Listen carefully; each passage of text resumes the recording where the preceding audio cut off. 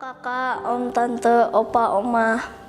Lewat program Live Deep Talk with Pase ini, kita akan belajar tentang Alkitab lebih dalam lagi dan menggunakan bahasa yang lebih santai. Semua bisa yang mau bertanya dan yang mau untuk dukungan doa bisa ditulis di kolom komentar di bawah ini, baik yang ada di channel YouTube kami ataupun yang dari Facebook. Juga mohon dukungannya dengan mencet like, subscribe, dan tekan tanda loncengnya. Dan jika ada yang ingin mendukung lebih lewat dana, bisa disampaikan lewat nomor rekening di bawah yang tersedia di kolom deskripsi. Lebih dari segalanya, mohon dukungan doanya ya, agar program ini bisa menjadi berkat bagi banyak orang, terlebih menyenangkan hati Tuhan. Terima kasih, Tuhan Yesus memberkati semuanya. Shalom semuanya, selamat malam. Kembali bersama saya di program Deep Talk with Pase di hari Selasa malam ya. Kita akan membahas Kisah Rasul pasal yang ke-7 malam hari ini. Kita sudah lewati Jumat Agung minggu kemarin. Minggu 2 hari lalu kita merayakan Paskah. Dan saya berharap sungguh semangat dan iman kita semakin bertumbuh, semakin dewasa, semakin baik dan tepat gitu ya. Karena paling tidak kita baru memori kita, iman kita lagi di-upgrade lewat pesan-pesan Jumat Agung dan juga Paskah ya. Sebuah perayaan iman, hari raya ya, yang mestinya benar-benar disyukuri oleh kita. Karena mungkin di agama lain ada pemimpinnya atau ada nabinya, ada Tuhannya, ada dewanya yang dirayakan hari tertentu sebagai hari lahir kah, atau mungkin kematian gitu ya. Tapi yang kita imani sebagai Tuhan yang menjadi manusia, Yesus Kristus, itu bukan cuma lahir, bukan cuma mati, tapi juga bangkit ya. Dan kematiannya kita tahu bukan karena sakit tua, bukan karena kecelakaan, tapi dia karena mau taat sama Bapaknya, harus pikul dosa itu ya. Kutuk dosa itu harus dia pikul karena dia begitu mengasihi manusia dengan cara mati ya, karena upah dosa adalah maut. Maut atau mati bicara bukan saja kematian fisik, tapi kematian yakni terpisah dengan Tuhan. Itu sudah saya jabarkan dalam khotbah Jumat Agung dan Jumat Paskah ya, yang Bapak Ibu bisa lihat di channel YouTube ini ya, pertinggalnya. Bagi orang Kristen makanya kematian fisik ini nggak ada yang perlu ditakuti. Maafkan saya kelilipan materi. Nggak ada yang perlu ditakuti ya, karena dalam iman Kristen, setelah kita mati sebagai manusia ada kehidupan yang abadi, yang kekal. Itu yang mestinya menjadi passion kita ya. Jadi mati di dunia ini 70-80 tahun usia kita, kata Mazmur Rusa, ya malah keberuntungan, kata Paulus. Karena kita hidup di dunia yang sebagai musafir ini, yang hanya terbatas waktunya ini selesai. Dan kita masuk dalam kehidupan yang sifatnya kekal, ya, selama-lamanya, tak ada batas waktu. Dan kalau kita sebagai musafir di dunia yang fana ini berhasil menjadi musafir yang taat, musafir yang percaya, musafir yang hidupnya benar, maka kita akan masuk dalam kehidupan kekal di dalam tempat yang kita sering sebut sebagai surga, heaven itu, saudara. Ya, tempat di mana kita akan bertemu muka dengan siapa? Dengan Tuhan kita. Jadi saya berharap sungguh di momen-momen Paskah ini, minggu-minggu Paskah ini, semangat spirit iman kita kembali pada tracknya yang benar. Dan untuk itu saya mengundang semua untuk terus bersama dalam program Deep Talk with Pase. Bukan program ini yang menjadikan saudara seperti apa begitu. Andai kata di channel YouTube lain ada juga yang mengajarkan hal ini, ya silahkan saudara ya. Karena saudara bisa memilih ya saat ini, ya memilih makanan gitu ya. Tapi bagi saya kalau ada channel YouTube lain yang mengajarkan pembacaan Alkitab terus direnungkan sedikit gitu ya untuk mendapat bekal lebih lagi dari sekedar membaca saja, itu bagus saja untuk diikuti saudara ya. Nah, jadi saya tidak memaksa atau tidak mengarahkan saudara untuk terus tune in di sini ya. Karena di luar sana saya paham sekali banyak hamba Tuhan juga yang punya hati untuk melayani dalam digital ya. Jadi silakan bertumbuh ya, silakan mencari makanan tanda kutip ya di YouTube ya, baik yang lokal maupun yang dari luar saudara ya. Tentu kalau itu kebenaran yang disampaikan, hamba Tuhan yang benar yang menyampaikan, maka saya percaya berkatnya pasti buat kita gitu ya. Dan bersyukurlah saudara, saya dan saudara hidup di zaman yang seperti ini.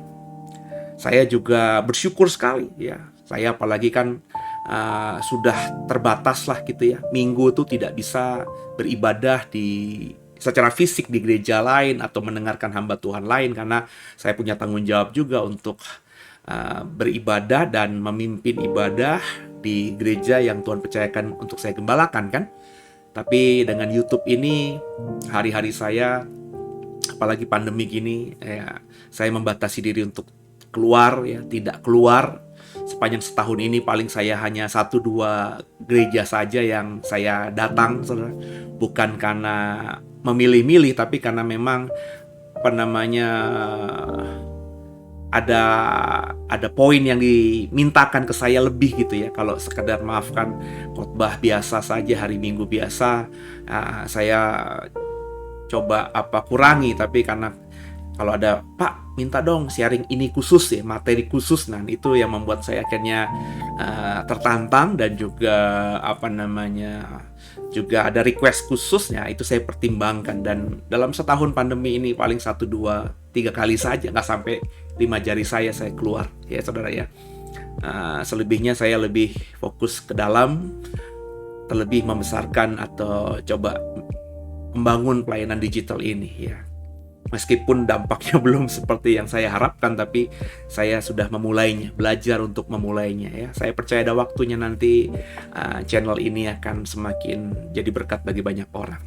Untuk itu saya minta tolong juga Bapak Ibu yang diberkati lewat program ini ya, untuk share program ini ya ke teman kah, ke saudara kah, ke rekan gereja kah ya, supaya mereka juga bisa bertumbuh bersama ya. Karena saya memang rindu sekali agar apa yang Tuhan sudah taruhkan di hati saya bisa sampai ke banyak orang ya.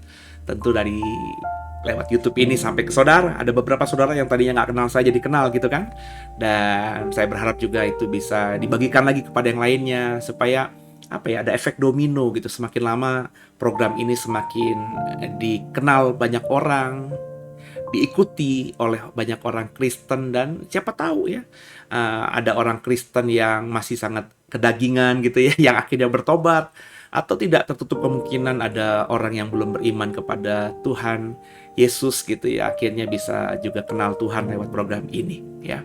Bagian kita menabur, bagian saya menaburkannya, mungkin bagian saudara hari ini ya. Entah nanti Tuhan pasti akan pakai saudara lebih lagi kalau saudara setia dalam perkara kecil. Ya bagian saudara hari ini mungkin men-share-kannya saja. Kan tinggal share aja ya, via handphone saudara, via laptop saudara, via WhatsApp, via Facebook ya. Tinggal di-sharing aja program ini di lapak saudara, di sosmed saudara ya, atau di japri ke beberapa orang terdekat kita supaya mereka tahu lah, kenal program ini, sehingga saudara yang misalnya diberkati lewat program ini juga bisa membuat orang lain juga diberkati nantinya gitu ya. Sebelum kita mulai, kita tundukkan kepala, kita doa. Bapak mengucap syukur buat malam hari ini. Kami sudah ada di hari Selasa ini. Kisah Rasul 7 akan kami bahas terus. Tuhan, berikan Roh Kudus-Mu penuh atas kami sehingga kami terus on fire, terus semangat dalam mengikuti tadarusan Alkitab ini. Sehingga entah kapan dirimu datang kembali kedua, Tuhan. Kalau Kau izinkan, ketika nanti Kau datang pun program ini masih terus berlanjut. Entah hamba masih diberikan nafas kehidupan, atau mungkin ada nanti generasi berikutnya yang meneruskan program ini, atau mungkin bahkan nanti ada gereja lain juga, channel YouTube lain yang juga mengembangkan pelayanan seperti ini, Tuhan. Sehingga kami semua nanti ketika Kau datang, Kau dapati sedang beribadah, sedang belajar kebenaran. Tentu kalau Kau jemput kami sedang dalam kondisi kami seperti ini, upah kami pasti surga. Tuhan, bicara kepada kami. Jangan satupun kami Kau lalui. Haleluya. Amin. Oke. Ya. Satu lagu ya kita nyanyi. Ya. Sekali lagi, ini saya bukan seorang penyanyi. Suara saya tidak bagus, jadi jangan ekspektasi mendengarkan hamba Tuhan yang punya suara bagus ya. Saya cuma mengajak saudara untuk ayo kita belajar menyanyi, belajar memuji, belajar menyembah gitu ya. Dengan keterbatasan kita belajar untuk terus menyembah Tuhan. Satu hal yang kurindu.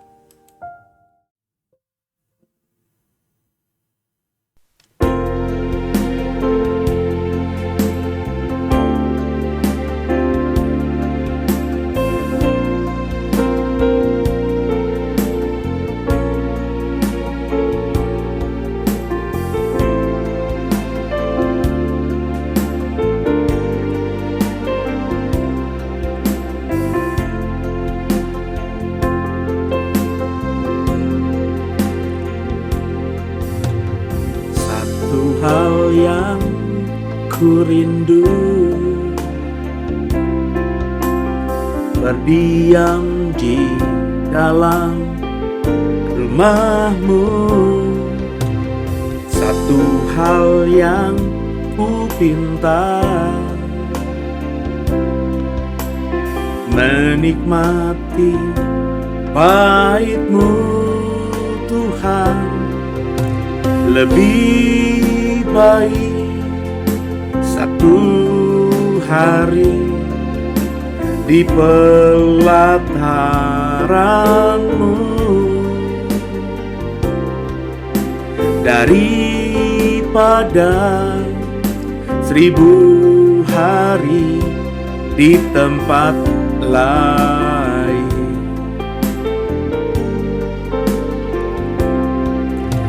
Muji-Mu, menyembah-Mu, Kau Allah yang hidup, dan menikmati semua kemurahan-Mu.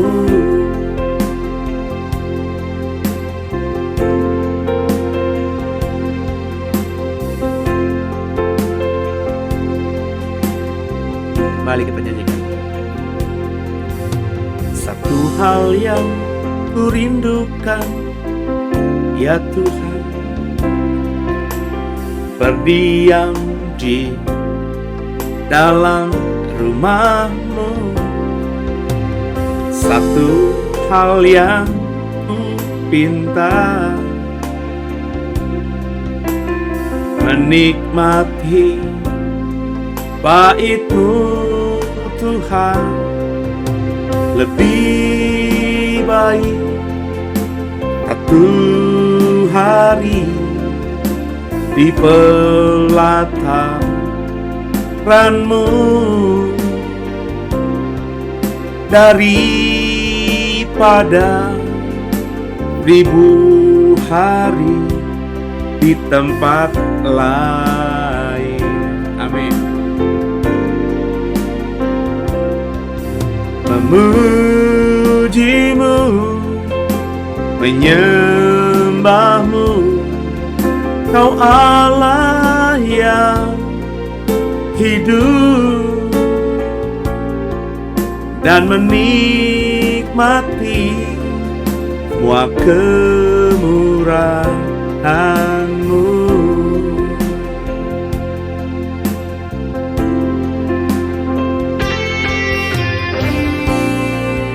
Seperti Bani Korah, meskipun hanya jadi penjaga pintu, dia berkata, lebih baik 1 hari di pelataranmu daripada 1000 hari di tempat yang indah. Itu bahasa aslinya. Mari sama-sama kita pakai momen kita, sekecil apapun, sebentar apapun, sesedikit apapun, untuk dekat kepada Tuhan, datang kepada Tuhan. Haleluya. Lebih baik 1 hari di pelataranmu daripada 1000 hari di tempat lain. Memujimu, menyembahmu, Kau Allah yang hidup, dan menikmati semua kemurahan-Mu.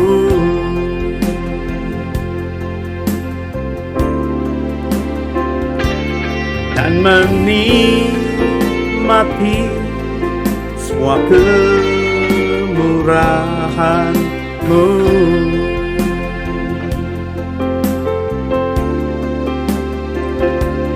Dan menikmati semua kemurahan-Mu. Haleluya. Kita akan menikmati segala kemurahan, kebaikan, dan berkat yang daripada Tuhan. Tingkap surga terbuka dicurahkan bagi saudara saya. Haleluya. Amin.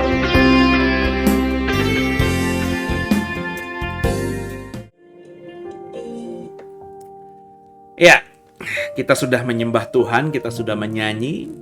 Nah, terima kasih buat saudara yang sudah kasih komen dalam program ini di hari ini. Tuhan Yesus memberkati saudara. Bisa tolong di like juga program ini saudara ya. Dan juga saudara bisa bertanya lebih lagi ya.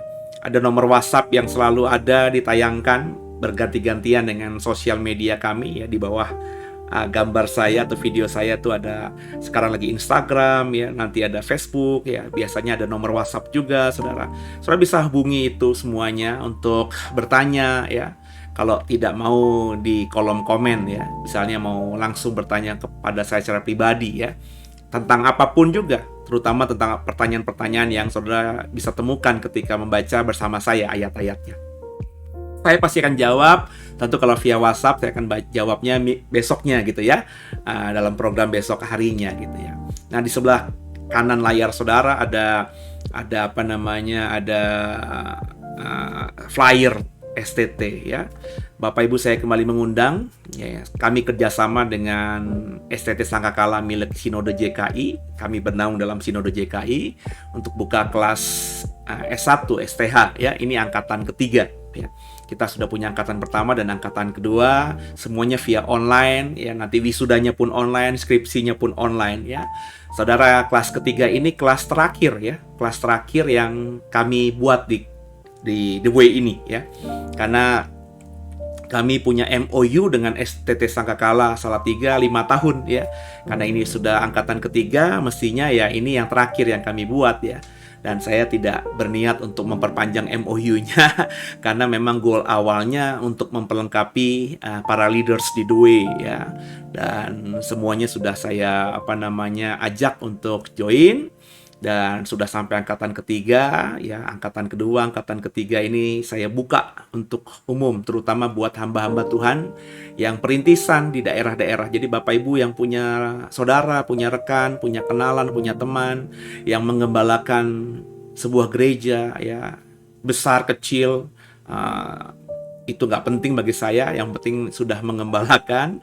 Tapi belum punya belum punya teologi akreditasi STH-nya ya, belum punya gelar STH teologi ya, belum ikut kuliah S1 teologi. Kalau Bapak Ibu punya, silahkan dikenalkan program ini ya. Kita akan berikan beasiswa khusus untuk gembala, untuk teman-teman yang perintisan di daerah ya, yang mau upgrade teologi ya. Pokoknya syaratnya asal lulus SMA tentu, karena ini S1 dan kemudian internetnya di daerahnya tuh lancar gitu ya, paling nggak ada wifi gitu, sehingga lebih stabil lah daripada internet yang kuota gitu saudara ya. Kalau itu ada, saudara bisa ikut kelas ini, karena kelas ini memang dirancang untuk memudahkan ya, tidak terlalu berat tugas-tugasnya, juga tidak terlalu berat tuntutan untuk waktunya, karena tugasnya ringan, maka waktu yang dipakai hanya untuk kelas malam saja. Jadi kalau dua itu sudah dicukupi ya, punya gelar atau punya ijazah SMA dan juga internetnya lancar, bisa ikut. Soal biaya tadi saya bilang khusus buat hamba Tuhan, khusus buat tim penggembala, tim gembala, apalagi buat gembala-gembala jemaat ya, pendeta-pendeta jemaat yang perintisan di daerah atau di daerah yang belum punya gelar STH ya. Bapak Ibu saya undang untuk ikut kelas ini, dan pasti biaya meskipun tidak 100% beasiswanya, tapi biayanya tidak akan memberatkan saudara ya, karena kelas ini angkatan ketiga ini saya desain untuk saya dan The Way memberkati gitu ya. Jadi ayo sama-sama kita bertumbuh ya. Bagian saya menyiapkan kelas, menyiapkan dosen-dosen yang bagusnya ya. Bapak Ibu mau aja belajar 3 tahun gitu ya, para gembala, para rekan-rekan pendeta mau saja belajar 3 tahun kuliahnya. Tentu nanti habis itu ada skripsi ya, itu tergantung saudara ya, kurang lebih 3,5 tahun ya, 4 tahun paling mentok ya, kita bisa selesaikan STH kita. Sehingga kalau kita belajar teologi ya memang ya tidak harus punya gelar STH untuk melayani Tuhan, tapi paling tidak kalau kita belajar S1 teologi ya selama 3 tahunan gitu ya, dasar-dasar pemahaman Alkitab kita, dasar-dasar menafsirkan Alkitab, dasar-dasar bagaimana menyampaikan yang kita tafsirkan kepada khalayak, kepada jemaat, itu lebih terstruktur gitu ya, lebih bisa dipertanggungjawabkan ya. Jangan ngeroh doang ya, tapi teologianya juga benar gitu. Jadi ketika mengajar pun yang diajarkan tuh kebenaran sungguh ya. Kita belajar latar belakangnya, kita belajar makna kata aslinya, kita belajar teologianya ya, sehingga ketika kita berkhotbah nantinya itu khotbah yang benar-benar berdedikasi, berintegritas gitu ya. Jadi ayo, Bapak Ibu juga boleh kok ya, kalau memang punya hati, Pak saya bukan pendeta, saya bukannya pekerja, tapi saya punya kerinduan untuk belajar teologi. Oh boleh ya.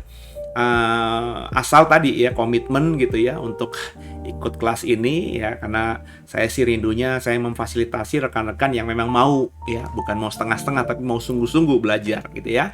Jadi kalau setengah-setengah mendingan nggak usah gitu ya, daripada nanti waktunya sudah kebuang, mundur di tengah jalan, ada uang meskipun tidak besar tapi udah kebuang, tapi tidak selesai gitu, bagi saya sayang. Tapi kalau sudah punya kerinduan sungguh ya, apalagi tadi saudara adalah pelayan Tuhan, menggembalakan perintisan di daerah ya, asal tadi punya ijazah SMA dan juga internetnya oke gitu ya, karena ini via Zoom ya, aplikasi Zoom via internet gitu ya. Kelas tatap mukanya nggak ada di kelas gitu ya, jadi via kayak gini gitu ya. Nah kalau udah itu handphonenya lumayan mendukung lah ya. Nggak usah yang bagus-bagus, nggak usah yang Apple, nggak usah handphone Cina pun nggak apa-apa. Yang penting ada kameranya cukup bagus gitu ya, untuk berkomunikasi juga oke, via WhatsApp gitu, karena nanti kan via email gitu, karena kita tugas-tugas via WhatsApp dan via email semuanya ya. Jadi mudah sekali ya, tidak akan menyulitkan saudara, dan saya pasti akan bantu ya. Kalau ngomongin soal dananya nanti saya akan bantu gitu ya. Asal saudara mau sungguh-sungguh aja, pasti God will make a way. Gitu ya. Oke, sekarang kita coba buka Alkitab saudara. Kalau kau terganggu atau tulisan di handphonemu, di layar laptopmu yang saya buat ini terlalu kecil, buka Alkitab bentuk bukumu, Kisah Belajar. Hari ini kisah 7 ya, Kisah Para Rasul pasal yang ke-7. Ya, sudah ada bantuan di depan ya, Kisah Rasul pasal 7 ya. Bicara mengenai pembelaan Stefanus ya. Mari sama-sama kita baca pembelaan Stefanus pasal 7 ayat 1 ini. Kata imam besar, "Benarkah demikian?" Jawab Stefanus, "Hai saudara-saudara dan bapak-bapak, dengarkanlah. Allah yang Maha Mulia telah menampakkan dirinya kepada bapa leluhur kita Abraham ketika ia masih di Mesopotamia, sebelum ia menetap di Haran, dan berfirman kepadanya, 'Keluarlah dari negerimu, dari sanak saudaramu, pergilah ke negeri yang akan kutunjukkan kepadamu.' Maka keluarlah ia dari negeri orang Kasdim lalu menetap di Haran. Dan setelah ayahnya meninggal, Allah menyuruh dia pindah dari situ ke tanah ini, tempat kamu diam sekarang. Dan di situ Allah tidak memberikan milik pusaka kepadanya, bahkan setapak tanah pun tidak. Tapi ia berjanji akan memberikan tanah itu kepadanya menjadi kepunyaannya dan kepunyaan keturunannya, walaupun pada waktu itu ia tidak mempunyai anak. Beginilah firman Allah, yaitu bahwa keturunannya akan menjadi pendatang di negeri asing, dan bahwa mereka akan diperbudak dan dianiaya 400 tahun lamanya. Tetapi bangsa yang akan memperbudak mereka itu akan kuhukum, firman Allah. Dan sesudah itu mereka akan keluar dari situ dan beribadah kepada-Aku di tempat ini. Lalu Allah memberikan kepadanya perjanjian sunat, dan demikianlah Abraham memperanakan Ishak, lalu menyunatkannya pada hari yang ke-8, dan Ishak memperanakan Yakub, dan Yakub memperanakan ke-12 bapa leluhur kita. Karena iri hati, bapa-bapa leluhur kita menjual Yusuf ke tanah Mesir. Tapi Allah menyertai dia, dan melepaskan dari segala penindasan, serta menganugerahkan kepadanya kasih karunia dan hikmat ketika ia menghadap Firaun, raja Mesir. Firaun mengangkatnya menjadi kuasa atas negeri Mesir dan atas seluruh istananya. Maka datanglah bahaya kelaparan menimpa seluruh tanah Mesir dan tanah Kanaan, serta penderitaan yang besar sehingga nenek moyang kita tidak mendapat makan. Tapi ketika Yakub mendengar bahwa di tanah Mesir ada gandum, ia menyuruh nenek moyang kita ke sana. Itulah kunjungan mereka yang pertama. Pada kunjungan mereka yang kedua, Yusuf memperkenalkan dirinya kepada saudara-saudaranya, lalu ketahuanlah asal-usul Yusuf kepada Firaun. Kemudian Yusuf menyuruh menjemput Yakub, ayahnya, dan semua sanak saudaranya, 75 jiwa banyaknya. Lalu pergilah Yakub ke tanah Mesir. Di situ ia meninggal, ia dan nenek moyang kita. Mayat mereka dipindahkan ke Sikem dan diletakkan di dalam kuburan yang telah dibeli Abraham dengan sejumlah uang perak dan anak-anak Hemor di Sikem. Tapi makin dekat genaplah janji yang diberikan Allah kepada Abraham. Makin bertambah banyaknya bangsa itu di Mesir, sampai bangkit seorang raja lain memerintah tanah Mesir, seorang yang tidak mengenal Yusuf. Raja itu mempergunakan tipu daya terhadap bangsa kita, menganiaya nenek moyang kita, serta menyuruh membuang bayi mereka, supaya bangsa kita itu jangan berkembang. Pada waktu itulah Musa lahir, dan ia elok di mata Tuhan. 3 bulan lamanya ia diasuh di rumah ayahnya. Lalu ia dibuang, tapi putri Firaun memungutnya dan menyuruh mengasuhnya seperti anaknya sendiri. Dan Musa dididik dalam segala hikmat orang Mesir, dan dia berkuasa dalam perkataan dan perbuatannya. Pada waktu ia berumur 40 tahun, timbullah keinginan dalam hatinya untuk mengunjungi saudara-saudaranya, yaitu orang-orang Israel. Ketika ia melihat seorang dianiaya oleh seorang Mesir, lalu ia menolong dan membela orang itu dengan membunuh orang Mesir itu. Pada sangkanya saudara-saudaranya akan mengerti bahwa Allah memakai dia untuk menyelamatkan mereka, tapi mereka tidak mengerti. Pada keesokan harinya, ia muncul pula ketika dua orang Israel sedang berkelahi. Lalu ia berusaha mendamaikan mereka, katanya, "Saudara-saudara, bukankah kamu ini bersaudara? Mengapakah kamu saling menganiaya?" Tapi orang yang berbuat salah kepada temannya itu menolak Musa dan berkata, "Siapakah yang mengangkat engkau menjadi pemimpin dan hakim atas kami? Apakah engkau bermaksud membunuh aku, sama seperti kemarin engkau membunuh orang Mesir itu?"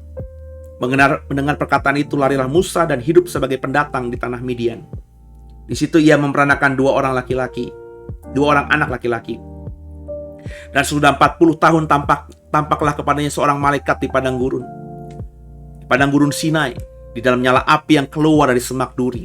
Musa heran tentang penglihatan itu, dan ketika ia pergi ke situ untuk melihatnya dari dekat, datanglah suara Tuhan kepadanya. "Akulah Allah nenek moyangmu, Allah Abraham, Ishak dan Yakub." Maka gemetarlah Musa dan ia tidak berani lagi melihatnya. Lalu firman Allah kepadanya, "Tanggalkanlah kasutmu dari kakimu, sebab tempat di mana engkau berdiri itu adalah tanah yang kudus. Aku telah memperhatikan dengan sungguh kesengsaraan umatku di tanah Mesir, dan aku telah mendengar keluh kesah mereka. Aku telah turun untuk melepaskan mereka, karena itu marilah engkau akan kuutus ke tanah Mesir." Musa ini yang telah mereka tolak dengan mengatakan, "Siapakah yang mengangkat engkau menjadi pemimpin dan hakim?" Musa ini juga telah diutus oleh Allah sebagai pemimpin dan penyelamat oleh malaikat yang telah menampakkan diri kepadanya di semak duri itu.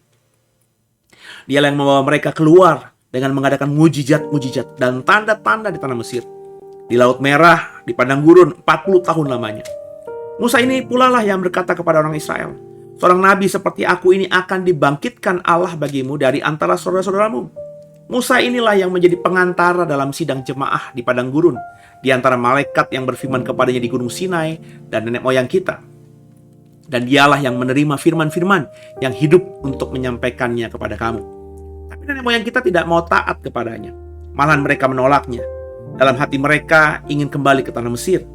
Kepada Harun mereka berkata, "Buatlah untuk kami beberapa Allah yang akan berjalan di depan kami. Sebab Musa ini telah memimpin kami keluar dari Mesir, tapi tidak tahu apa yang telah terjadi dengan dia." Lalu pada waktu itu mereka membuat sebuah anak lembu dan mempersembahkan persembahan kepada berhala itu. Dan mereka bersuka cita tentang apa yang telah dibuat sendiri oleh mereka. Maka berpalinglah Allah dari mereka dan membiarkan mereka beribadah kepada bala tentara langit seperti yang tertulis dalam kitab nabi-nabi. "Apakah kamu mempersembahkan kepadaku korban sembelihan dan persembahan selama 40 tahun di padang gurun itu, hai kaum Israel? Tidak pernah. Malahan kamu mengusung kemah Molok dan bintang dewa Refan, patung-patung yang kamu buat itu untuk disembah. Maka aku akan membawa kamu ke dalam pembuangan sampai di seberang sana Babel." Oke, sebentar.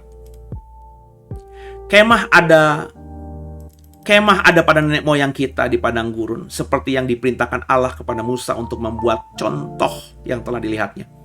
Kemah itu yang diterima nenek moyang kita dan yang dengan pimpinan Yosua dibawa masuk ke tanah ini, yaitu pada waktu tanah ini direbut dari bangsa-bangsa lain yang dihalau Allah dari depan nenek moyang kita. Demikianlah sampai pada zaman Daud. Daud telah mendapat kasih karunia di hadapan Allah dan ia memohon supaya diperkenankan untuk mendirikan suatu tempat kediaman bagi Allah Yakub. Tapi Salomo lah yang mendirikan sebuah rumah untuk Allah. Tapi yang Maha Tinggi tidak diam dalam apa yang dibuat oleh tangan manusia, seperti yang dikatakan oleh Nabi. "Langit adalah tahtaku dan bumi adalah tumpuan kakiku. Rumah apakah yang akan kamu dirikan bagiku?" Demikian firman Tuhan. "Tempat apakah yang akan menjadi perhentianku? Bukankah tanganku sendiri yang membuat semuanya ini? Hai orang-orang yang keras kepala dan yang tak bersunat hati dan telinga, kamu selalu menentang Roh Kudus sama seperti nenek moyangmu, demikian juga kamu. Siapakah dari nabi-nabi yang tidak dianiaya oleh nenek moyangmu? Bahkan mereka membunuh orang-orang yang lebih dahulu memberitahukan tentang kedatangan orang benar, yang sekarang telah kamu hianati dan kamu bunuh. Kamu telah menerima hukum Taurat yang disampaikan oleh malaikat-malaikat, akan tetapi kamu tidak menurutinya." Haleluya. Bagi saya ini keren banget ya, saudara ya. Apa yang disampaikan oleh Stefanus itu luar biasa keren. Pakai bingit. Kalau saya ya. Jadi Stefanus ini, ya, saya sudah jelaskan di program kemarin bahwa Stefanus ini besar kemungkinan adalah seorang Yahudi asli. Diberi nama Stefanus, mungkin dia adalah seorang Yahudi Helenis, atau orang-orang Yahudi, bapak ibunya orang Yahudi asli, tapi sudah menerima lah, sudah agak terpengaruh lah dengan budaya Yunani, sehingga diberikanlah namanya anaknya ini Stefanus, ya. Stefanus artinya yang dimahkotai. Jadi kalau bapak ibu punya anak laki-laki mau dikasih nama Stefanus, atau kalau anak perempuan dikasih nama Stefani, itu artinya yang dimahkotai, yang dapat pahala, yang dapat piala, yang dapat mahkota. Jadi tolong diperhatikan bahwa ini semua benar-benar bisa bisa jadi berkat juga sebagai doamu untuk anakmu, untuk cucumu. Tuhan pasti akan memberkati ketika kita misalnya memberi nama anak kita dengan arti yang bagus kan. Dimahkotai, dikasih piala. Berarti kita sudah berdoa bagi anak kita sejak dia masih bayi, ya, bahwa kau nanti nak akan dimahkotai oleh Tuhan, akan dikasih pahala oleh Tuhan, akan diberkati oleh Tuhan, kan kurang lebih gitu. Itu nama berkat. Jadi orang yang manggil Stefanus, Stefanus, Stefanus, itu kalau kita lihat etimologi katanya, hey yang dimahkotai, hey yang dikasih pahala, hey yang diberkati, kurang lebih begitu. Jadi setiap orang manggil kepada saya, misalnya nama saya Stefanus, Stefanus, Stefanus, Stefanus, itu saya dilepaskan berkat oleh orang itu yang dimahkotai, yang dimahkotai. Nah, jadi kalau saudara misalnya namanya Stefanus, kalau saudara namanya Stefani, dipanggil namanya oleh orang lain, ya, hey Stefanus gitu. Mestinya kalau kau mengerti arti namamu itu, ya, langsung kau bilang bukan apa, kenapa, jangan gitu. Hai Stefanus, amin. Hai Stefani, amin. Karena ketika kita dipanggil Stefanus atau Stefani oleh orang yang artinya yang dimahkotai, ya, ketika kita aminin, maka imanmu itu akan mendatangkan hasil yang luar biasa di kemudian hari. Gitu loh saudara ya. Jadi nama itu sangat penting. Nah, dalam pasal 7 yang kita baca tadi, ini adalah sebuah khotbah, ya, yang dilakukan, yang disampaikan oleh Stefanus. Menariknya khotbahnya ini tidak disampaikan di mimbar, tidak disampaikan di Serambi Salomo, tidak juga disampaikan di bait Allah atau di rumah ibadah atau sinagoge atau di rumah-rumah dalam kebaktian-kebaktian Kristen di gereja mula-mula, tapi khotbahnya ini di hadapan Sanhedrin atau mahkamah agama. Ini luar biasa bagi saya, ya. Ketika dia ditangkap, ketika dia dianiaya, ketika dia diperlakukan dengan tidak hormat, tidak baik, difitnahkan dia ini, ya. Kalau kita ingat penjelasan saya soal Kisah pasal 6 di hari Senin kemarin, ini Stefanus dia fitnah gitu ya oleh orang-orang Yahudi, ya, supaya dia diperlakukan atau mengalami hukuman yang memang mereka harapkan terjadi atas Stefanus, yang mengganggu mereka, mengusik mereka dan lain sebagainya.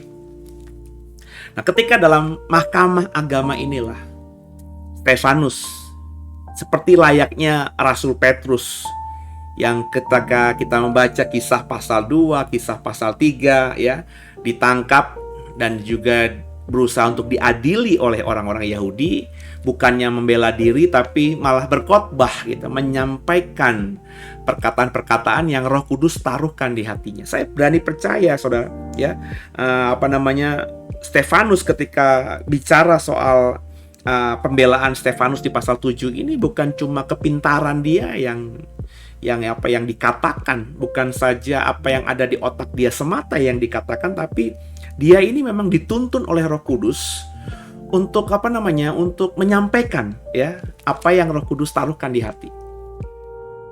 Saya teringat di Lukas, ya, Tuhan Yesus, ya kan, pada urusan kita kan sudah ngebahas Lukas, ya.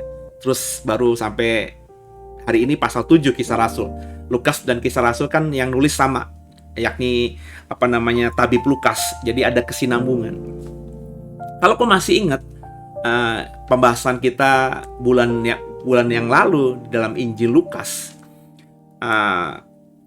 Dalam Lukas Tuhan pernah berkata bahwa nanti kalau kamu dianiaya, ya, berbahagialah, ya. Tapi kamu diam saja, nggak usah bela diri, ya. Ya, nanti biarlah Roh Kudus yang taruhkan kata-kata itu, ya, yang akan membelamu nanti. Itu saya ingat sekali, ya, kalimat-kalimat itu, ya, saudara. Di Kisah Rasul, di Injil Lukas kalau tidak salah, ya, itu sudah disampaikan terlebih dahulu. Dan benar ketika murid-murid mengalami Pentakosta, mengalami Roh Kudus, baik Petrus, ya, maupun hari ini kita bahas Stefanus, itu dua tokoh yang mewakili. Saya yakin bukan cuma mereka saja yang tiba-tiba fasih dalam mengatakan kebenaran. Tiba-tiba fasih dalam mengajarkan kebenaran. Dalam hal ini iman kepada Yesus Kristus sebagai Tuhan dan Mesias, juru selamat yang hidup itu, ya. Mereka dituntun Roh Kudus, ya. Sehingga meskipun mereka sedang dipojokkan, dihakimi oleh orang-orang yang terpandang saat itu, ya. Karena dalam konteks Petrus dan dalam konteks Stefanus ini, mereka kan diadili oleh Mahkamah Agama, Sanhedrin. Sanhedrin itu adalah dewan yang berisi para pemuka agama Yahudi yang paling terutama, yang paling dihormati, para tua-tua, ya, yang isinya itu imam besar ada di situ, dan sekaligus imam-imam yang memang dianggap punya pengaruh, yang punya pengaruh luar biasa. Nggak sembarang imam, nggak sembarang orang Lewi, nggak sembarang keturunan imam yang bisa masuk ke Sanhedrin. Hanya orang-orang terpandang yang punya pengaruh saja. Jadi ini sangat kuat, ya, sangat kuat pengaruh keputusannya. Dan mestinya orang yang dibawa ke Sanhedrin dan dihakimi, diadili di Sanhedrin, di Mahkamah Agama ini, itu orang yang benar-benar kecut hatinya ketika menghadapi orang-orang terpandang di zaman itu. Kalau saya orang Yahudi hidup di zaman Perjanjian Baru, saya hanya bisa melihat dari jauh imam-imam itu, ya. Meskipun saya sering ke Bait Allah, ya, beribadah kepada Elohim Adonai, tapi imam-imam itu hanya bisa saya lihat dari jauh, figurnya hanya bisa saya lihat dari jauh, ya. Mungkin saya lihat, oh, imam itu yang memimpin pembakaran ukupan. Tapi saya mungkin kalau tidak kenal, ya, maka saya nggak bisa ngobrol, hanya dari jauh saja gitu, ya. Dan akhirnya saya menghormati, respect. Bayangin ketika orang-orang yang kita lihat tadinya dari jauh, wibawanya, ya, kelihatan, kita rasakan, tiba-tiba mengadili kita. Pasti down gitu, ya. Pasti drop kita. Tapi Stefanus tidak. Karena dia dikatakan kalau kita membaca atau membahas kemarin, dia adalah orang Kristen di gereja mula-mula yang Alkitab katakan dipenuhi dengan karunia dan kuasa, serta mampu mengadakan mukjizat dan tanda-tanda di antara orang banyak. Bahkan mungkin Stefanus, ya, bisa jadi itu namanya wibawanya, cara dia mendemonstrasikan mukjizat dan kuasa itu lebih ekstrim, lebih gila gitu, ya, dibandingkan rasul-rasul yang notabene murid lingkaran satu, ya, dari Tuhan Yesus gitu, ya. Stefanus ini luar biasa. Stefanus, banyak penafsir mengatakan ketika dipilih jadi diaken, mungkin dia salah satu diaken yang paling tua gitu, ya. Jadi lebih dihormati daripada diaken-diaken yang lainnya. Mungkin juga para rasul respect sama Stefanus ini. Dan dengan kuasa yang dia miliki, dia tidak gentar menghadapi para pemuka-pemuka agama, pembesar-pembesar negeri di saat itu, ya. Dia berkhotbah, dia mengajar, ya. Bahkan dia kurang lebih bisa mengintisarikan perjanjian lama itu, ya. Dan berani gitu khotbahin kepada ahli Taurat, para imam. Ini kan luar biasa. Berapa banyak gitu misalnya, maafkan saya ya, saudara yang berani khotbahin saya gitu. Kayaknya kalau, aduh nggak enak lah masa khotbahin pase, masa pendeta dikhotbahin, masa pendeta dikasih ayat gitu ya. Seringkali kita berpikir seperti itu ya. Tapi kalau bagi saya ya, kalau saudara ditaruh perkataan Roh Kudus di hatimu untuk kau sampaikan misalnya kepada saya atau kepada pendeta lain, hamba Tuhan lain, ya jangan takut, jangan malu atau jangan minder gitu saudara. Stefanus ini contoh seorang hamba Tuhan yang mau dikendalikan hidupnya oleh Roh Kudus. Ya, seringkali gitu loh, orang Kristen mengundang Roh Kudus masuk dalam hidupnya, tapi ketika Roh Kudus bersuara, bicara di hatinya, itu di-reject, ditolak. Alah nggak enak lah dalam konteks ini. Alah masa saya khotbahin pendeta, masa saya ingetin pendeta, masa saya doain pendeta. Padahal saudara ya, siapa kita? Latar belakang bagaimanapun kita, itu kita semua bisa dipakai olehnya. Ya, Stefanus, yang kalau ngomongin pendidikan dengan para imam-imam yang ada di Sanhedrin itu tentu nggak ada apa-apanya lah. Ya, kita tidak mengatakan Stefanus itu punya latar belakang agama yang kuat seperti halnya Paulus misalnya, yang jelas-jelas dia berkata orang Farisi, murid Gamaliel, ya, yang merupakan anggota Sanhedrin yang paling dihormati saat itu. Stefanus nggak ada Alkitab mengatakan track recordnya atau rekam jejaknya dia di masa lalunya sebagai apa gitu. Tapi dia berani, ya. Ya tentu memang kalau kita membaca nanti beberapa yang disampaikan Stefanus dalam pasal 7 ini ada beberapa yang kurang tepat lah gitu ya. Yang disampaikannya tidak seperti yang kita temukan di Alkitab Perjanjian Lama. Tapi bagi saya, meskipun ada kekurang tepatan, tapi itu jangan jadi masalah gitu. Sebab yang saya bilang tadi ya, Alkitab ini bukannya turun dari surga. Jadi nggak seperti, maafkan saya, iman dari saudara-saudara kita yang beragama lain gitu ya, yang mengatakan bahwa kitab suci mereka tuh turun dari surga ya. Kitab suci dia itu benar-benar wahyu penuh tanpa salah misalnya itu ya, yang turun dari surga kepada nabinya. Kalau kita nih enggak ya. Meski kita mengimani Alkitab ini tanpa salah ya, tapi tanpa salahnya juga ada pemahaman ketika diberikan kepada sang penulis. Ya, Alkitab saya yang dalam bentuk buku ini itu sudah Alkitab terjemahan. Nah, namanya penerjemahan tentu bisa ada kekurang tepatan yang diterjemahkan oleh sang penerjemah, kan begitu, ada unsur manusiawinya. Makanya dalam ilmu tafsir kita harus coba menafsirkan dari bahasa aslinya ya, atau punya referensi terjemahan-terjemahan dari bahasa-bahasa lain untuk memperkuat pemahaman kita tentang ayat tertentu yang mau kita tafsirkan. Juga ketika penulis ya menuliskan ya, dalam hal ini tabib Lukas ya, saya nggak tahu ya, tabib Lukaskah yang salah atau kurang tepat dalam menuliskan tentang apa yang dikhotbahkan oleh Stefanus, atau mungkin Stefanus yang memang kurang tepat gitu ya. Karena tentu Bapak Ibu harus paham ya, ketika Stefanus khotbah ini ya di depan Sanhedrin kan nggak seperti tahun 2021. Kalau sekarang saya khotbah begini ya, saya ngomong begini sama saudara kan ada rekamannya. Jadi secara presisi saudara bisa menyalin ulang omongan saya yang kau dengar secara lisan dalam bentuk tulisan, karena kalimat-kalimat saya ini terekam ya, terrecord, videonya ada, audionya ada. Nah, zaman dulu kan tidak. Apalagi saya berani jamin tabib Lukas ketika Stefanus khotbah di pasal 7 ini kepada Sanhedrin tidak ada di ruangan pengadilan itu gitu kan ya. Jadi pertanyaannya, bagaimana tabib Lukas bisa mendapatkan ya pesan atau khotbahnya Stefanus itu secara presisi, kan begitu ya.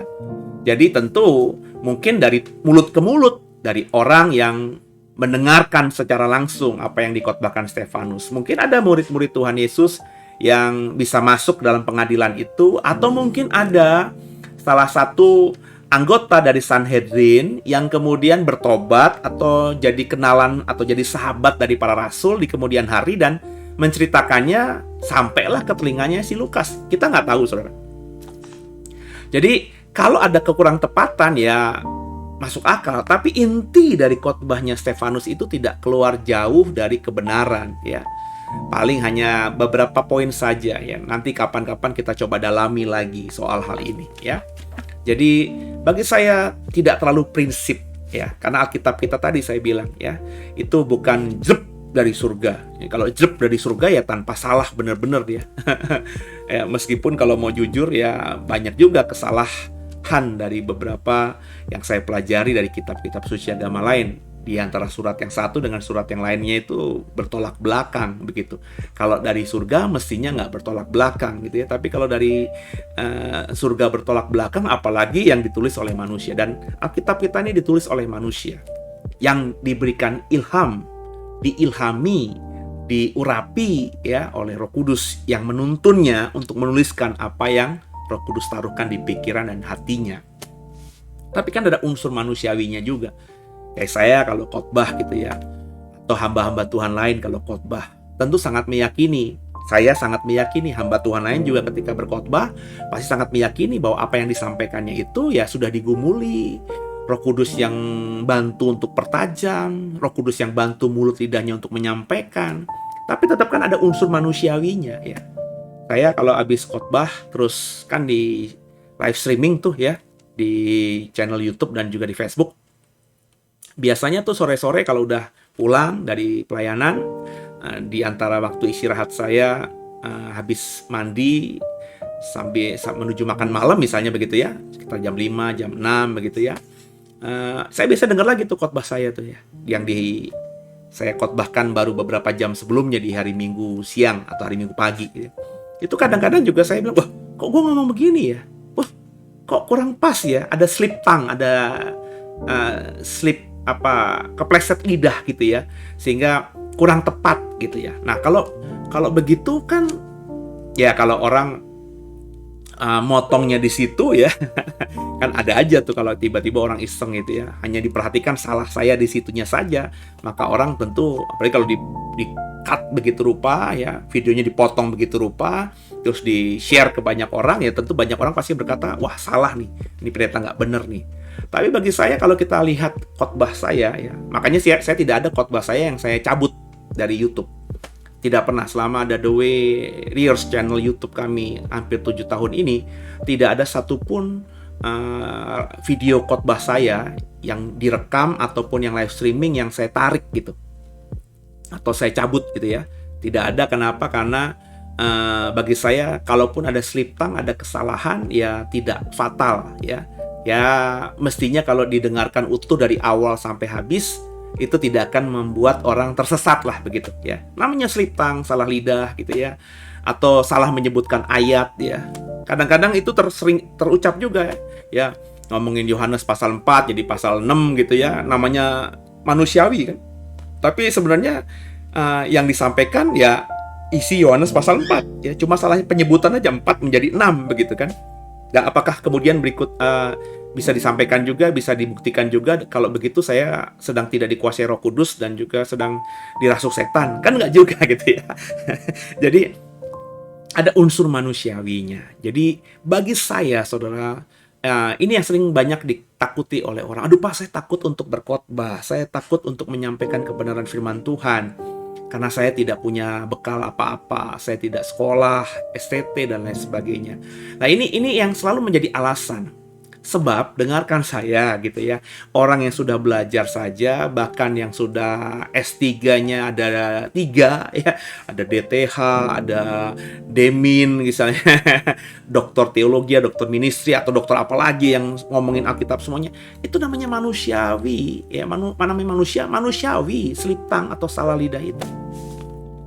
Tapi apakah kemudian akhirnya kita gara-gara takut salah kita jadi tidak melayani? Kan gitu ya. Yang penting kita tidak berniat untuk berbuat salah. Yang penting kita sudah persiapkan secara matang.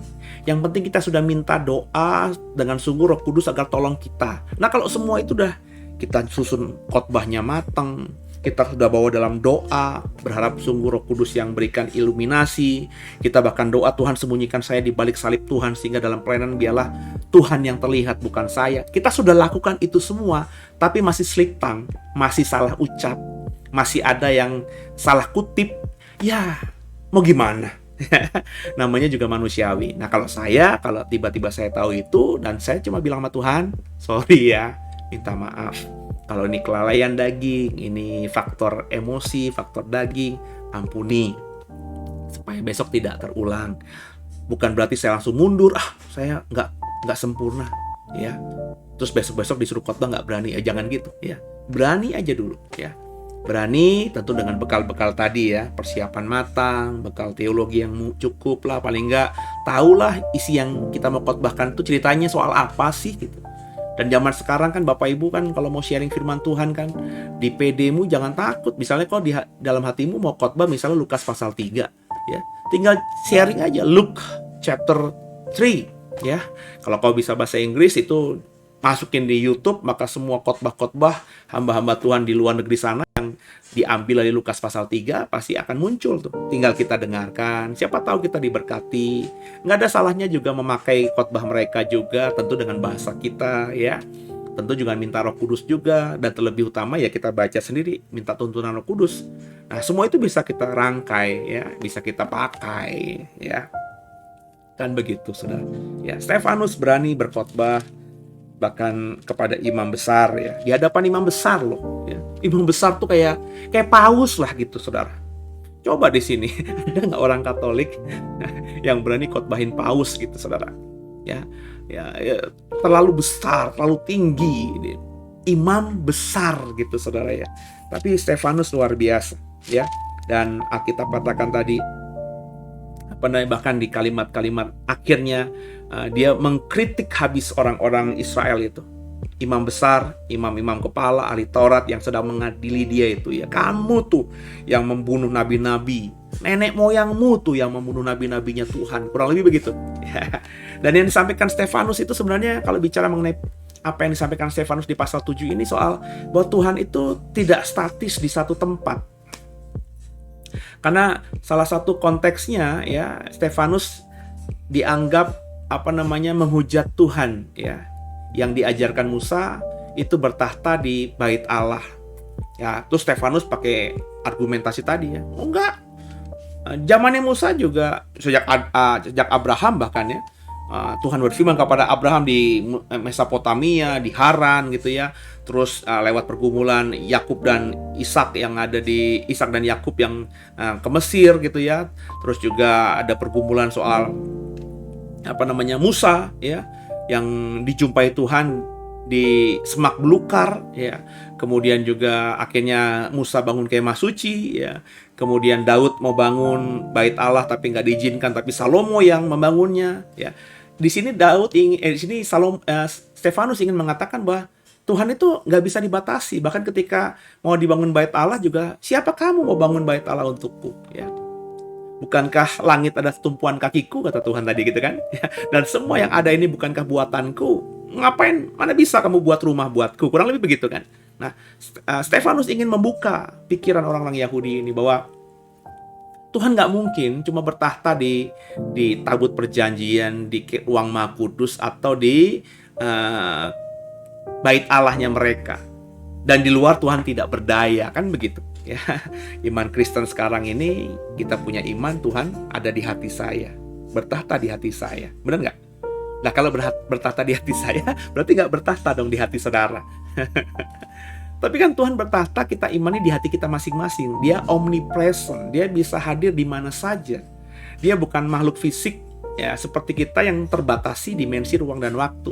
Tuhan itu roh adanya ya. Jadi nggak bisa kita pahami Tuhan itu hanya ada di momen tertentu, di waktu tertentu, di satu titik saja ya, dalam dunia ini atau dalam antariksa ini. Enggak. Tuhan bisa di waktu yang sama ada di banyak tempat ya, menjumpai banyak orang. Sebab kalau Tuhan hanya hari ini sedang bersama dengan kita di program Deep Talk with Pastor ini, maka teman-teman kita yang lagi beribadah di Amerika sana, di Eropa sana, di Afrika sana, kasihan sekali gitu ya. Mereka beribadah tapi Tuhannya tidak hadir gitu kan. Konyol ya.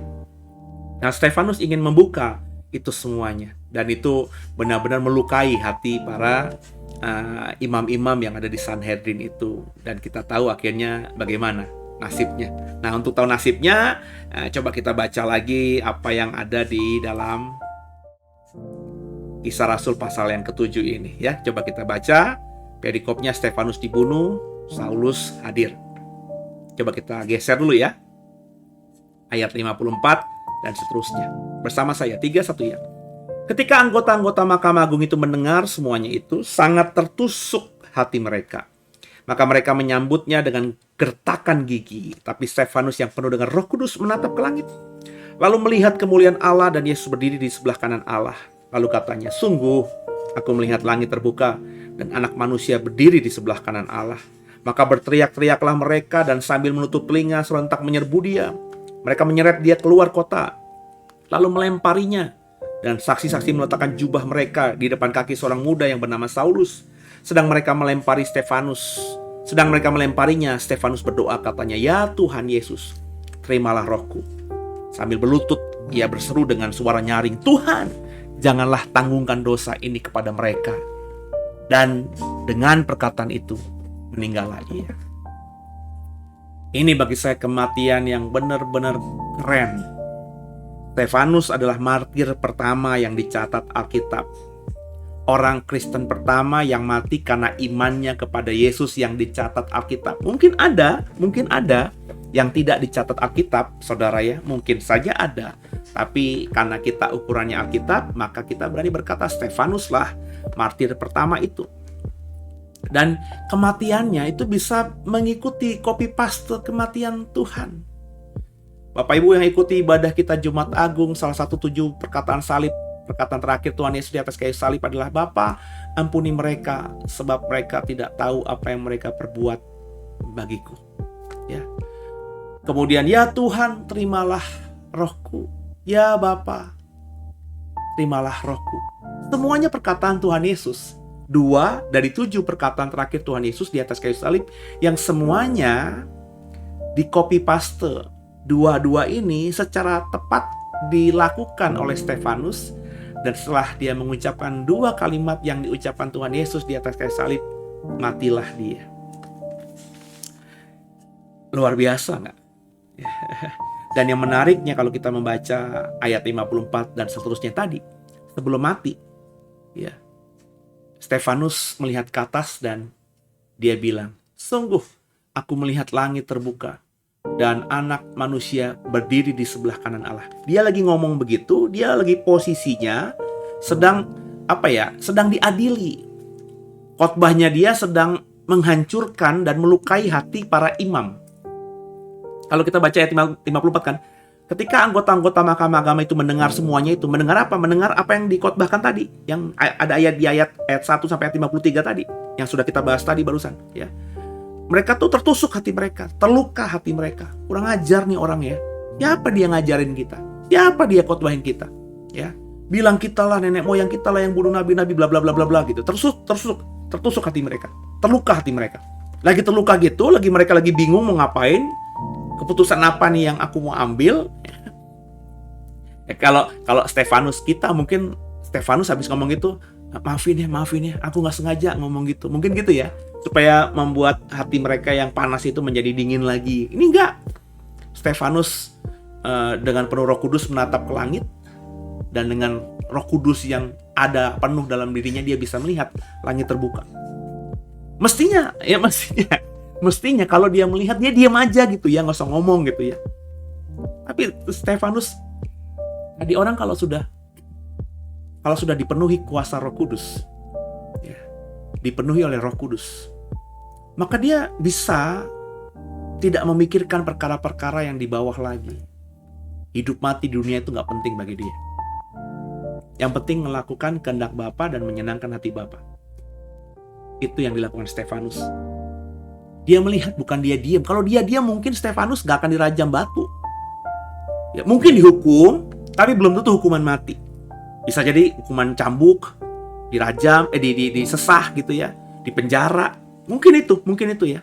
Tapi karena tadi Stefanus orang Yahudi, imam kepala, imam besar lagi panas-panasnya, lagi kesel-keselnya, lagi gondok-gondoknya, lagi marah-marahnya dengan apa yang dikotbahkan Stefanus pada mereka. Tiba-tiba Stefanus bilang, sungguh aku melihat ya langit terbuka dan anak manusia dan Yesus yang kalian salib itu berdiri di sebelah kanan Allah. Wah, itu kan penghujatan. Dalam iman Yahudi itu penghujatan. Yesus yang mereka baru salib beberapa tahun yang silam gitu ya, itu dianggap oleh Stefanus ada di sebelah kanan Elohim Adonai. Itu penghinaan ya, penistaan agama. Langsung mereka yang udah panas itu, apa yang terjadi? Mereka teriak-teriak itu bukan teriakan tanpa maksud, tapi penghujatan ini. Udah, apa lagi yang harus kita lakukan? Udah, pokoknya kita bunuh saja. Dia sudah menghujat Tuhan, dia sudah menista Tuhan, dia sudah merusak yang diajarkan nenek moyang kita. Imannya udah disesatkan. Kurang lebih teriakannya begitu, kelihatan yang menganggap Stefanus sudah sesat. Dan tanpa ada yang mengkomandoi ya, Alkitab katakan semuanya mereka langsung teriak-teriak, menyerbu Stefanus. Untuk apa? Diseret Stefanus ini. Kemana? Keluar kota. Dia ada di Sanhedrin. Ya, besar kemungkinan Sanhedrin ketika bersidang itu kalau nggak di Bait Allah, ya di rumahnya imam besar. Ya, jadi di tempat yang memang di pusat kota. Ya, rumah imam besar, kediaman imam besar tentu tidak jauh dari Bait Allah. Diseret keluar tembok kota. Karena dikatakan diseret keluar kota. Jadi tembok kota Yerusalem itu memang ada beberapa titik. Jadi ada banyak penafsir yang mengatakan di gerbang timur lah, di mana lah ya. Kita nggak tahu ya, Alkitab nggak mengatakan. Ya, mungkin kalau mereka menggali secara arkeologi ya, mereka tahu kira-kira di mana Stefanus disidang, mereka bisa menentukan lah, kira-kira di sinilah, di gerbang mana lah dia diseret keluar. Tapi Alkitab tidak mengatakan. Jadi ya, kalaupun kita tahu informasinya ya udah sekedar tahu aja lah gitu ya. Tapi tidak bisa kita jadikan satu pengajaran bahwa di sinilah dia diseret, di gerbang A, di gerbang B. Nggak bisa kita ngomong gitu ya, karena Alkitab nggak mengatakan apa-apa. Yang saya mau tekankan, dia diseret dari rumah imam besar, dari Bait Allah, dari Sanhedrin bersidang sampai keluar kota. Ya kalau gerbangnya dekat dengan dengan Bait Allah atau dengan rumah imam besar ya mungkin nggak jauh. Tapi kalau gerbangnya itu yang jauh ya mungkin itu sepanjang jalan. Dan saya bisa bayangkan ketika Yesus saja dihina ya, dia harus memikul salib. Sepanjang perjalanan pikul salib itu kan dia dihina oleh orang-orang. Jadi Stefanus meskipun belum dirajam batu, tapi sepanjang perjalanan ketika dia diseret sudah dianggap sebagai orang yang harus mati, orang yang dinistai, orang najis gitu ya, karena sudah menista Tuhan. Tentu ada maki-makian orang, ada ludahan orang, mungkin dilempar sama tomat lah, dia diperlakukan hina lah Stefanus ini. Tapi meskipun begitu ya, Stefanus masih bisa berdoa, doanya Tuhan, perkataan Tuhan di atas kayu salib. Ya Tuhan, terimalah rohku. Saya sudah pernah ngomong ini dalam khotbah Jumat Agung, Bapak Ibu dengerin lagi. Sekarang boleh saya ulangi lagi. Ini doa yang keren. Ini yang doa saya lakukan setiap saat, terutama ketika saya mau tidur. Ya, saya sudah dapatkan kebenaran ini. Ini doa orang Yahudi sebenarnya. Ya. Orang Yahudi itu mempercayai kematian. Malam itu bicara mengenai kegelapan. Kegelapan itu kematian. Ya. Jadi orang Yahudi yang tidur itu benar-benar memasrahkan dirinya sama Tuhan. Kenapa? Karena ketika dia tidur, mereka mengimani, mereka nggak tahu hari esok. Kalau bisa buka mata ya puji Tuhan, kalau enggak ya udah. Maka orang-orang Yahudi yang percaya akan Tuhan dan juga percaya akan kehidupan setelah kebangkitan, ya, itu mengajarkan kepada anak cucu mantunya, ya, keturunannya, bahwa kalau kamu mau tidur tutup mata, ya, mau istirahat malam atau memasuki kegelapan, doalah kepada Tuhan Elohim Adonai. Ya Tuhan, terimalah rohku. Dan karena Yesus dan Stefanus orang Yahudi, tentu mereka diajarkan itu sejak kecil ketika mereka belajar agama di rumah-rumah ibadat, gitu kan? Maka gak heran ketika Yesus di atas kayu salib, manusia dia. mengucapkan perkataan terakhirnya, "Ya Bapa, ke dalam tangan-Mu lah kuserahkan nyawaku."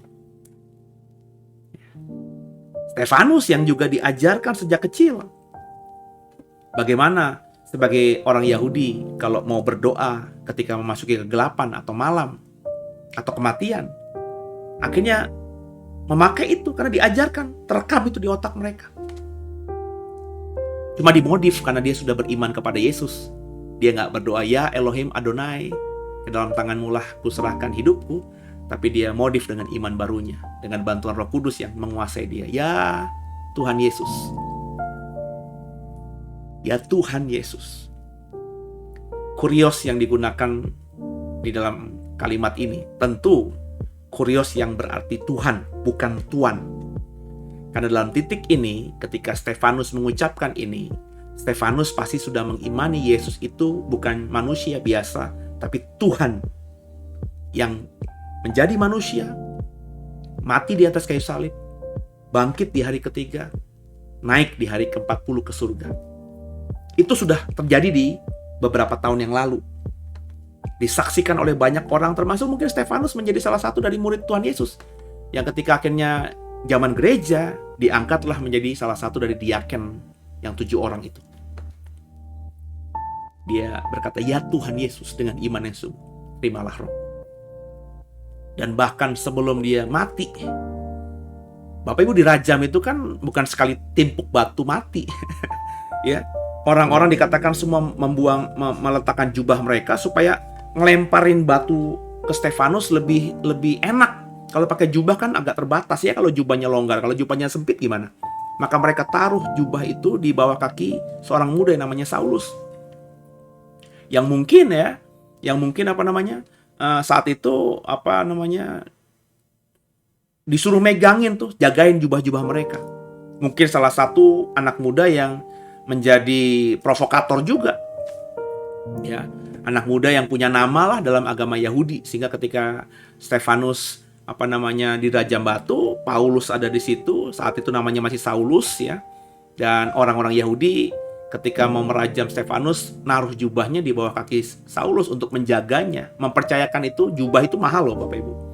Saya sudah bilang, nanti kapan-kapan kita ngebahas soal jubah ya. Jubah itu sesuatu yang berharga bagi saya ketika saya mendalami ini, jauh lebih berharga daripada sekedar rumah.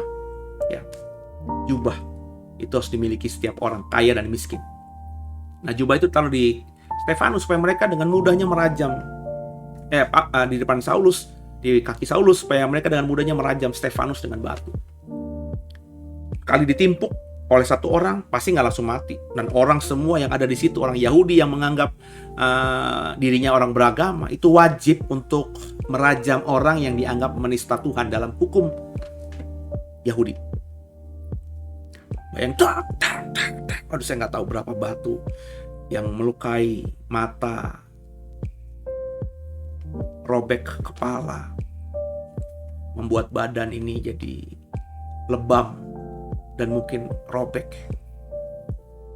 luka dalam. Saya nggak tahu. Tapi di sisa-sisa nafasnya, Stefanus kembali. Karena dia cinta sama Tuhan, melekat sama Tuhan, berusaha memahami Tuhan. Cerita tentang Tuhan bagaimana di atas kayu salib itu pasti dia resapi dengan sungguh. Dia hidupi dengan sungguh.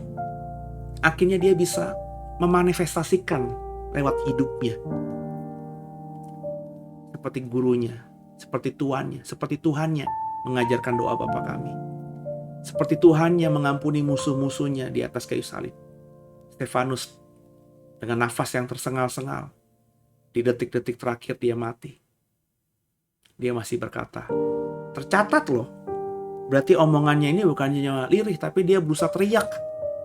Sehingga akhirnya ada orang Kristen, ada anggota gereja mula-mula yang ada di lingkungan itu yang bisa mendengar dan kemudian menyampaikannya kepada rasul-rasul, menyampaikannya kepada orang Kristen di gereja mula-mula. Sampailah informasi itu di telinga Lukas ketika menuliskan Kisah Rasul, dan akhirnya mencatat, dan kita bisa temukan faktanya ini di pasal 7 ayat 60. Ya Tuhan, janganlah tanggungkan dosa ini kepada mereka. Bahasa sederhananya seperti Tuhan Yesus, Ampuni mereka, sebab mereka nggak tahu apa yang mereka perbuat. Dia masih berharap sungguh mengampuni mereka. Tuhan mengampuni mereka. Nah, Tuhan mengampuni orang-orang yang merajam Stefanus ini nggak? Kalau kau belajar, wah Bapak Ibu, saya sudah khotbahkan belasan seri soal doa Bapa Kami. Ada tuh pertinggalnya, ya. Ketika channel ini baru dimulai 6 tahun, 7 tahun lalu, itu khotbah seri doa Bapa Kami udah saya bagikan, ya. Bapa pasti akan mengampuni ketika Stefanus memintanya agar mengampuni orang-orang itu.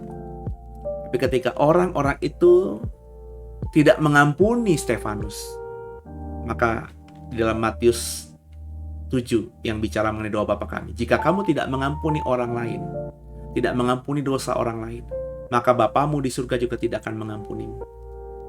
Jadi meskipun Bapa ingin mengampuni orang-orang yang merajam Stefanus itu karena permintaan Stefanus, tapi karena orang-orang ini tidak mengampuni Stefanus, maka pengampunan itu tidak terjadi atas mereka. Sebaliknya, Stefanus saya yakin punya salah, punya dosa. Dia manusia biasa kok. Ya. Mungkin dia sempat kesel sama orang yang menyeret dia. Gondok sama orang yang menyeret dia keluar kota Yerusalem. Kesel, marah juga dengan orang yang merajam dia. Tapi karena kalimat terakhirnya, ampuni mereka Tuhan. Meskipun dia tidak doa sama Tuhan. Bapa, ampuni dosaku yang tadi. Karena aku kesel sama orang, marah sama orang yang merajam aku, terluka. Dia nggak ngomong gitu. Tapi dari kalimat terakhir dalam hidupnya sebagai manusia, dia minta Bapa ampuni dia. Tergenapilah apa yang terjadi dalam doa Bapa Kami di Matius 7 itu. Jika kau mengampuni dosa orang, maka Bapamu di surga juga akan mengampuni dosamu. Jadi saudara, kita nggak perlu minta ampun sama Tuhan dalam artian Tuhan ampuni aku, ampuni aku. Bagi saya itu bagus saja, tapi percuma kalau saudara tidak mengampuni orang lain. Karena dalam doa Bapa Kami kan, ampunilah kami seperti kami juga mengampuni orang yang bersalah kepada kami. Jadi mestinya kita berdoa, Tuhan ampuni saya, ya, seperti aku juga sudah mengampuni. Berarti kita harus mengampuni orang dulu.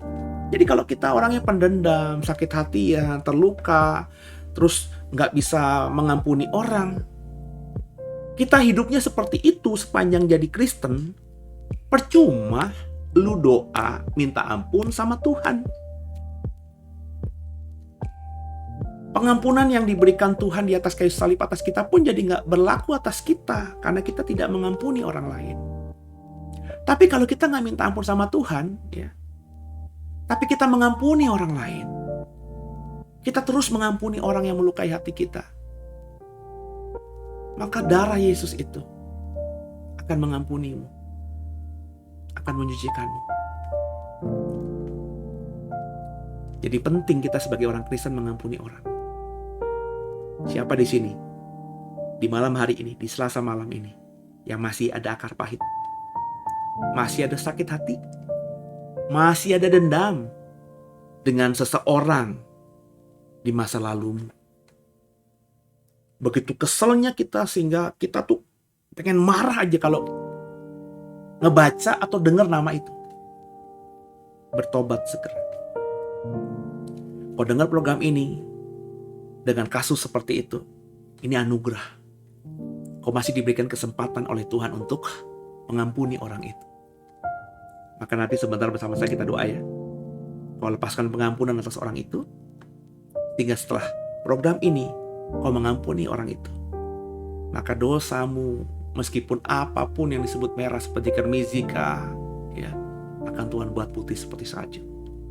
Kunci diampuni Tuhan, bukan cuma percaya Yesus adalah Tuhan Juru Selamat, bukan cuma mengimani darah Yesus menyucikan kita, tapi juga sudah mengampuni lebih dahulu orang yang bersalah kepada kita. Iman Stefanus keren. Contohlah iman Stefanus. Sepanjang hidupnya memasrahkan diri kepada Tuhan. Ya Bapa, ke dalam tangan-Mu lah ku serahkan hidupku. dan bisa mengampuni orang lain yang membuatnya mati dirajam. Saya doa, saya bisa seperti Stefanus. Saya doa lebih lagi, saudara bisa seperti Stefanus. Kita masing-masing saling mendoakan supaya kita punya iman keren seperti imannya Stefanus. Haleluya. Terpujilah nama Tuhan. Ya, itu aja malam hari ini dari saya. Ya, sekali lagi ada aplikasi, saudara bisa download. Ayo jadi member jemaat online kita, The Warriors, atau mau jadi simpatisan supaya terus terhubung dengan komunitas The Warriors. Kami melayani jemaat dari mana saja, membuka diri untuk menerima jemaat dari mana saja. Kalau sudah tinggal di luar Jakarta, di luar Serpong, kita akan melakukan pelayanan apapun via online, ya. Mendoakan dengan online. Kita punya tim doa yang siap mendoakan saudara via online. Jadi kalau ada masalah, kalau kau sudah download aplikasi ini, ada form doa, form doanya akan dikirim, kemudian sampai kepada admin akan langsung menyampaikannya kepada tim doa kita, maka tim doa kita pasti akan mendoakan langsung kepada saudara, gitu ya. Dan terima kasih buat kebersamaannya di Selasa malam ini. Tolong lagi di-share, di-like, dan bawa dalam doa. Terus program ini jadi berkat bagi banyak orang. Kalau saudara mau dukung lebih dengan apa yang kau punya, dengan dana misalnya, ya silahkan memberkati program ini sesuka-suka citanya saudara. Ya, kita akan pakai semua itu khusus kalau untuk persembahan digital ini. Plan digital ini akan mengembangkan plan digital, ya. Kita akan upgrade alat-alat kita supaya lebih in lagi, ya, supaya ke depan plan kita lebih efektif lagi. Selamat malam. Kita tutup dengan doa, ya. Satukan hati kita doa. Tuhan, terima kasih. Malam hari ini kami belajar seperti Stefanus. Hari ini Tuhan, kami mau lepaskan pengampunan buat orang yang melukai hati kami masing-masing. Bapak Ibu silakan sebut namanya dan ampuni dia. Katakan kepada Tuhan, aku ampuni si A dengan sungguh Tuhan. Aku lepaskan pengampunan kepada A dengan sungguh Tuhan. Silakan. Aku percaya Tuhan ketika kami sudah mengampuni, maka Tuhan pasti akan mengampuni kami. Seperti Stefanus mengampuni orang-orang yang membuatnya mati, Stefanus juga diampuni, dan akhirnya hamba percaya seperti Stefanus bisa melihat kemuliaan Tuhan, bisa melihat Yesus yang berdiri di samping Allah, duduk di sebelah kanan Allah. Kami pun nanti di akhir hidup kami masing-masing di dunia yang fana ini bisa memandang Tuhan dan bisa melihat Tuhan menyambut roh kami untuk dibawanya di dalam keabadian. Selamat malam, Tuhan Yesus. Terima kasih buat hari ini. Kami percaya masing-masing kami tidur diberkati Tuhan. Berkati bangsa ini, berkati gerejamu Tuhan, berkati NTT, NTB yang dalam beberapa hari ini kami dengar terkena bencana, banjir bandang dan juga bencana alam. Tuhan berkati mereka semua, saudara-saudara kami yang menderita, sedang dalam pengungsian, berikan mereka Tuhan, jauhkan dari mara bahaya, terutama penularan COVID-19. Tuhan berikan belas kasihan-Mu buat NTT, buat NTB, buat gerejamu, dan pakai kami semua bisa jadi saluran berkat buat mereka. Terima kasih Tuhan Yesus buat malam hari ini, dan pertemukan kami pada malam esok tanpa kekurangan suatu apapun. Di dalam nama Yesus kami serahkan tubuh, jiwa, dan roh kami. Haleluya. Amin. Selamat malam semuanya. Tuhan Yesus memberkati semua kita. Haleluya. Kami percaya Engkau hadir di tengah-tengah kami saat ini Tuhan Yesus. Saat setiap umat-Mu datang menyembah Engkau Tuhan, Engkau hadir bagi setiap kami. Tuhan hadir di bait kudus-Nya saat umat mencari wajah-Nya, berseru, berdoa, bersujud menyembah dan menikmati